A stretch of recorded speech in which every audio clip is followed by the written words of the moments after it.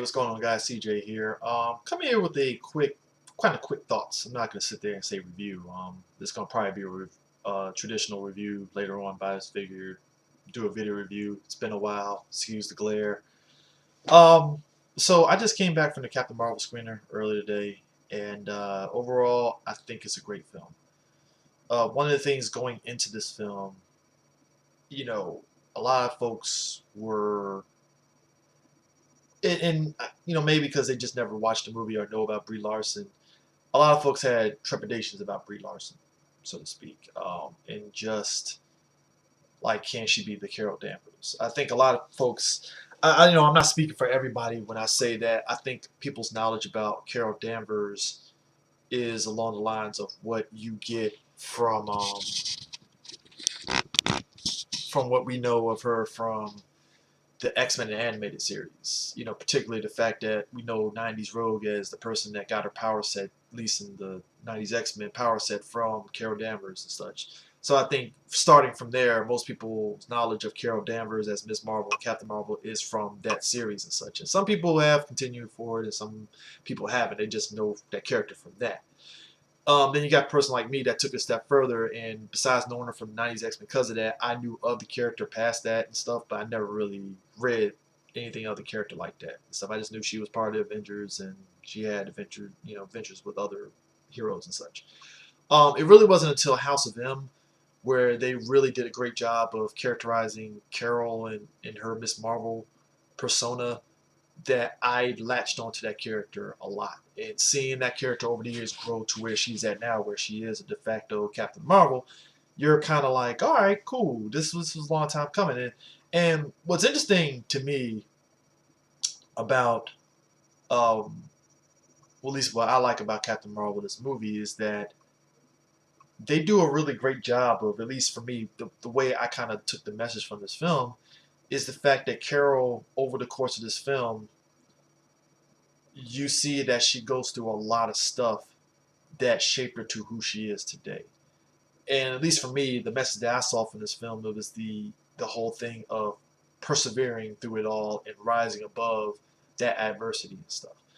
She's a character who, her and Mariah Rambeau, they're two characters who are two women that are pilots, but they never get the opportunity to show out because the whole sexism and such with, like, oh, women pilots, oh my god, you guys can't.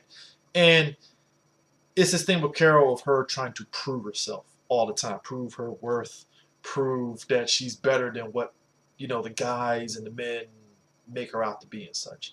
What I love about the movie is that it doesn't beat you over the head with that message, to the extent that some people might think it does.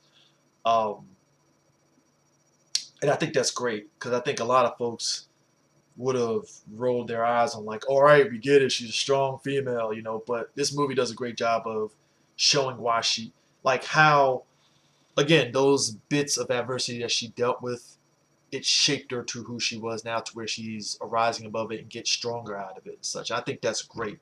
Um, Going into Lashonda Lynch playing Mariah Rambeau, one of the things that I like about it is the aspect that Carol and Mariah's relationship, they do a really good job of it.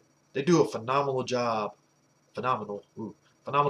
of really showing those two relationship. And you really buy into them being friends a lot. Um, we also see Mariah's, daughter, Monica Rambeau. So if you know who Monica Rambeau is, then you're going to be very much excited in what they do with Monica in this movie. It's nothing that's like, oh my god, it's game breaking or anything, but they do a good job of really kind of showing you who Monica is and such, and really setting the tone or setting the seeds in place of who she was going to be whenever they revisit her down the road and stuff as an older adult, or young adult and such. And I think that's phenomenal. You set the seeds for those things and it works out greatly. And her interactions with Carol is great. I love it. You're gonna love it when you see it. It's definitely great. But like I said, Mariah and Carol's relationship is great. I love it. Um, Like I said, with Brie Larson, I think a lot of folks went into it with this mentality of not knowing who she was and if she could pull off being Carol Danvers. And I don't think that's Brie Larson's fault. I think people's perceptions about her, because only people know her from Scott Pilgrim. I don't know too many people that watched The Room, but like I said, she won an Academy Award. She's Captain Marvel now, and I know a lot of people have different ideas of, oh, you should have got this person that's Captain Marvel, but I feel Brie Larson did a really phenomenal job of selling you as Carol Danvers, Captain Marvel. Um, I spoke on Mariah and Carol's interaction. That's also another big thing about this film is Carol's relationship with people in her life, whether it's Jan Rock, who's played by Jude Law, her relationship with him, or her relationship with Nick Fury. Like I said, her relationship with Mariah Rambeau and stuff, and even her little interaction with the Supreme Intelligence, played by Annette Bening. You see the different degrees of relationships that she has with these characters and stuff, and where it goes, and you see her interaction with Jan Rog, and it's actually pretty great. It's a little bit of camaraderie, a back and forth between them and stuff, in a really good way, and you buy into their relationship very much, even when they disagree on certain things or whether they are just kind of at odds on certain things. You believe it and you buy into it. The basic and just really go into the basic crux without really going into it and spoiling and stuff. The basic crux is Captain Marvel is Carol is essentially, she's part of this Kree unit. She gets on the Earth and she's basically there to prevent the Skrulls from gaining a particular weapon. That's the nuts and bolts of it and stuff, without spoiling anything. And it's great. It's a great self-contained story. It's not there. It's like a lot of the Marvel self-contained stories. It does a great job without being overt with what they're trying to do. Like, what I mean by that is, when you go into this movie, it's telling Carol Danvers' story, and it's not going anywhere past that. It's not trying to okay, we're gonna set up this. We're also gonna set up stuff from Avengers Endgame. No, it's telling its own story so that you're invested in Carol Danvers, in the world that is in. And like I said, the world that you got with the Kree and Skrull is great. They do a good job of setting up the inner turmoil between the groups, um, and really selling you on the plight of the Kree. Even the aspect of seeing Ronan the Accuser and Korath is great because you get to see those characters before Guardians of the Galaxy and who they were as individuals and stuff. Particularly with Ronan the Accuser and stuff, and the fact of where his mentality is at in terms of how you can kind of see the wheels turning on how he got to where he was at in Guardians of the Galaxy and his mentality and such. Korag, not so much, but you still get kind of an idea of who he was and stuff going into it. Going to the Skrulls, Ben Mendelsohn does a really phenomenal job as Talos and stuff. I think the Skrulls, period, the way that they position them in this movie is great, and it definitely leads to more, to where you're kind of like, yo, I want to see more of the Skrulls, I want to see more of the Kree, I want to see more of this expanded Marvel universe, because you watch Guardians of the Galaxy, you get an idea of this world that was set in Guardians of the Galaxy, the cosmic world and stuff. You saw it in Guardians 1. You saw a little bit in Guardians 2 in terms of them showing the aliens that, eventually we're probably going to end up getting, what's-his-face in Guardians 3, maybe. And with this movie, you set up this Kree Skrull thing to where you're like, yo, you want to see more of it and stuff. And hopefully this is another way they can reboot the Inhumans, because as a person that's a fan of what they could possibly do with the Kree and the Skrull, this is great. This could be something that could set up. And like I said, Ben Mendelsohn does a phenomenal job setting up as the leader of the Skrull crew that's out here to search for this weapon and stuff and to get it away from Captain Marvel. And it's great. And it all ties into Carol's relationship getting to Nick Fury and Coulson. Marvel has done a phenomenal job with the anti-aging technology with the characters and such.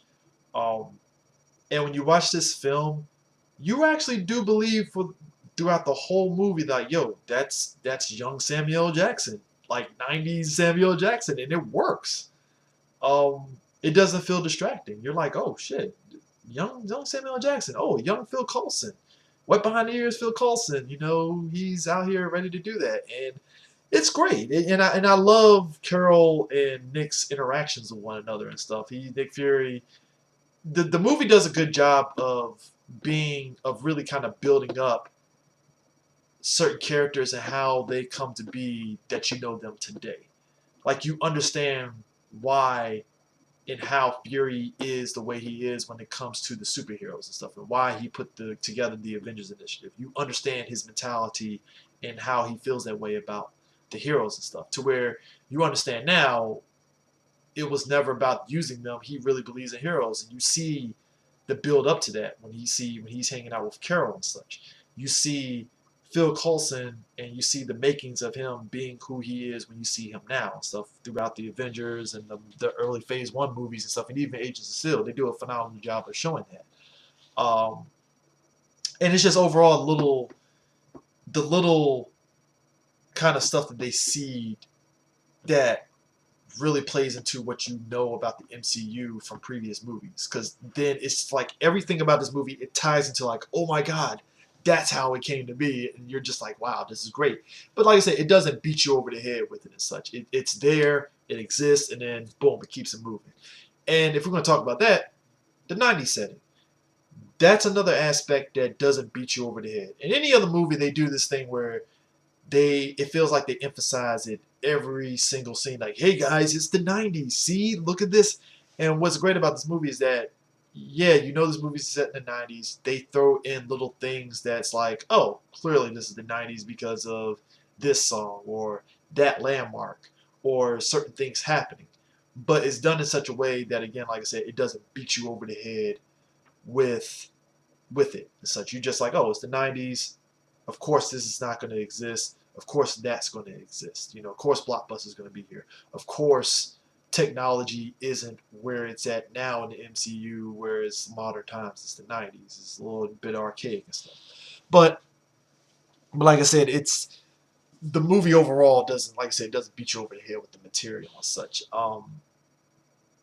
But you know, like I said, overall, like I said, I don't want to go too deep into it, but I think overall, it's definitely a great movie. If I had to really nail it down, it's a strong 9 out of 10. It is a very strong 9 out of 10. I enjoy it. I think you folks will enjoy it, and yeah, man, it's great. I'll probably definitely expound on some of these things, but I just wanted to kind of get my quick thoughts out there about Captain Marvel without really diving into it deep and stuff like that. So be on the lookout later this week with Captain Marvel audio review. And like I said, if you happen to watch this video, feel free to ask questions or feel free to throw your thoughts down in these comments below with your thoughts on the movie. And yeah, that's it. Like I said, strong 9 out of 10. Definitely you'll enjoy the movie. Oh, by the way, before I go, so special effects. Great special effects. I think, I don't know why I didn't sit there and expound on it. I was always curious how they were going to show Carol's powers, and I feel the trailers don't do it justice for what you see in this movie. So if you were very much like, kind of like, I don't know about the special effects, don't. The special effects in this movie is great. You'll like it. You'll love it. Like I said, all the imagery is great. The characterizations and her journey and where she's at is great. All the characters that you see from, like I said, the Skrulls to the Kree to young Fury to young, you know, Phil Coulson, to seeing certain elements of the MCU that you've seen in previous movies, but in the 90s setting and stuff like that, it's great.